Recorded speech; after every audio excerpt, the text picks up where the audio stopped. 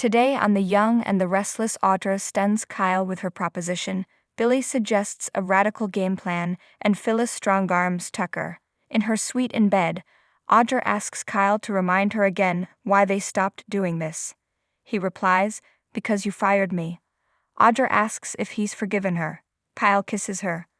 Audra tells him she has a proposition for him. It'll be risky. Kyle can do risky. She says his first instinct will probably be to say no, but she wants him to hear her out. First, Audra wants to know if Kyle has convinced his father to dump Billy and reinstate him at Jabot. Kyle says Billy isn't going anywhere for now and his father offered him some other position. He's angry. He deserves the second-in-command position, but fears his father doesn't think he has what it takes. Audra knows that must sting. Kyle asks, "Why are we talking about this?"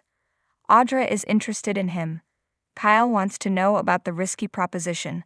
Audra starts kissing him and they roll around in the bed. At the Abbott house, Jack tells Billy that Tucker's bonsai tree contained a listening device. Jack says it's in the study. He's still coming after them. Billy gives him points for ingenuity. Jack recalls that Ashley planted a bug in a truce gift years ago. Billy's surprised to hear Phyllis was the one who told him about it.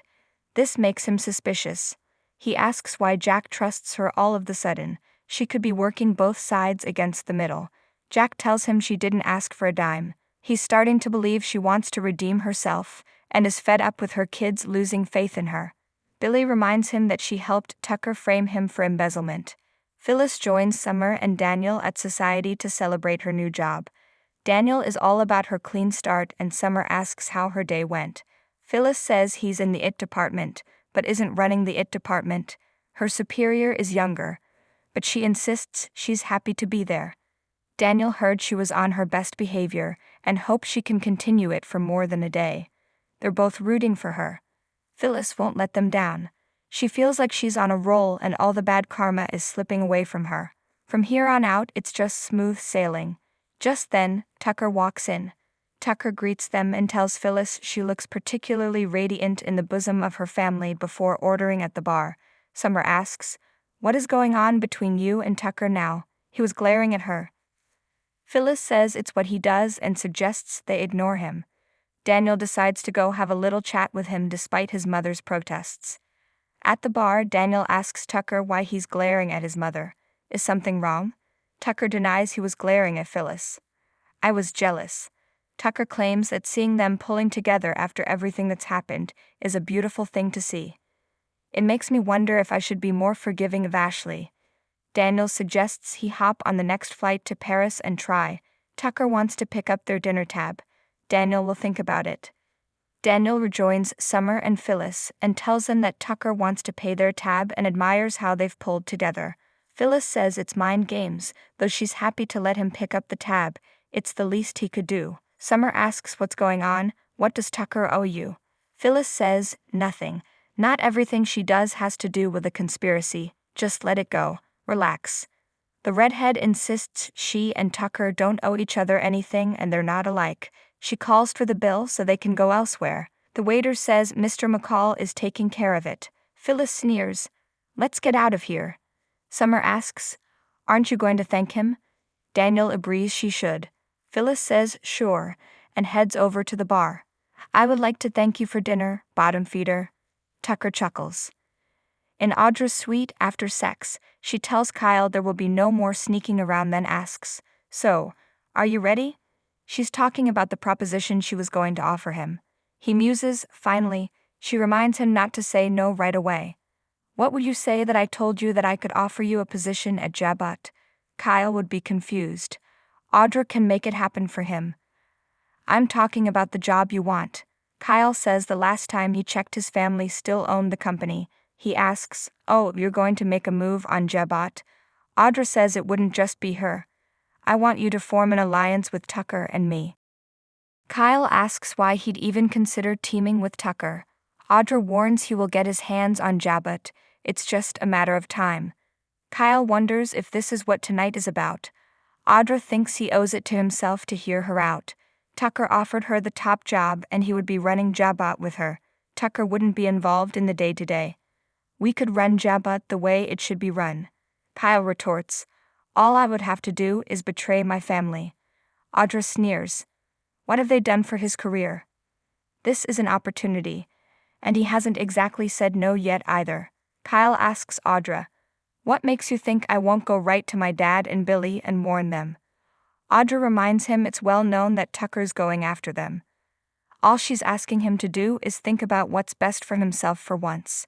Would it really be the end of the world for Jack to step back and see him take the reins? If she and Kyle took over the family business and made it vital again, Kyle interrupts, you're not family. Audra informs him it will be the mistake of a lifetime if he turns this down. At the Abbott house, Jack tells Billy he found the bug because Phyllis told him about it. He doesn't care what her motivations are as long as it helps them. He's not forgiven her, but he's grateful she came through. Billy wonders what hold Tucker has on her. He predicts her lies will catch up with her, they always do. Billy's unconvinced that she's changed her ways, but Jack knows she's trying to win her children back. If Tucker's making a play for Jabat, it will affect Marchetti, and Phyllis doesn't want to do anything to hurt her daughter. That is to our benefit. At society, Tucker tells Phyllis he knows she's been feeding Jack information on him. She teases, I have plenty on you. If she were playing sides, she definitely wouldn't be on his. Our business is concluded. Tucker says that was before she sold him out to the Abbotts. You'll have to make it up to me. Phyllis retorts, when hell freezes over. He says, that can be arranged. Phyllis calls him paranoid. Tucker plays a portion of the conversation from the listening device that has Jack saying Phyllis has something on Tucker. Summer and Daniel join them, and Tucker says how inspired he is by their togetherness before taking off. Daniel and Summer grill Phyllis and insist she tell them the truth about what's going on. If she won't, they're both going to walk out the door. Something's going on between you and Tucker. Tell us what it is, Summer says. Phyllis tells them that Jack asked her to find out some information on Tucker, and she agreed. I hacked into Tucker's computer and found out that he had recently purchased some listening devices and some software. She suspected that he was going to use it against the Abbotts and told Jack. Daniel guesses Tucker found out. Phyllis says he did, and make her a counter-offer, but she refused. Tucker has met his match. Summer and Daniel sigh, exasperated. Summer says she's made herself a target of Tucker again. Phyllis had no other options. Daniel suggests she could have done nothing. Phyllis says it's a little more complicated than that. Daniel thinks she should focus on her job and family. This is a shortcut to try and get Jack's forgiveness. Summer agrees there must have been a less sketchy way to handle this. Phyllis did the right thing and no longer knows what to say to them. I am trying to do the right thing, and it's not enough for you guys. I am over this. I truly give up. With that, she walks away. Daniel and Summer catch up with Phyllis at the table and apologize. She actually has been trying. Phyllis agrees they haven't been fair.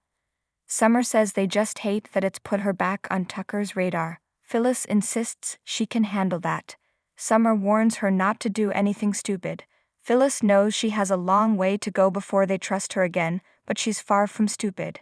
Phyllis' phone rings. She says she has unfinished work and has to go back to the office. They agree to get together again tomorrow. Phyllis leaves. Daniel asks Summer, so? Summer says, I don't know. She really wishes they could have a normal night with their mom. Daniel guesses she thinks there's more to the story. Summer says that with their mom there's always more to the story, and it usually doesn't have a happy ending.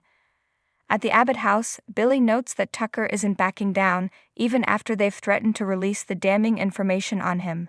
Jack thinks they can use the listening device to their advantage, give him bogus information that will chase him out in the open. Billy thinks McCall will see through it.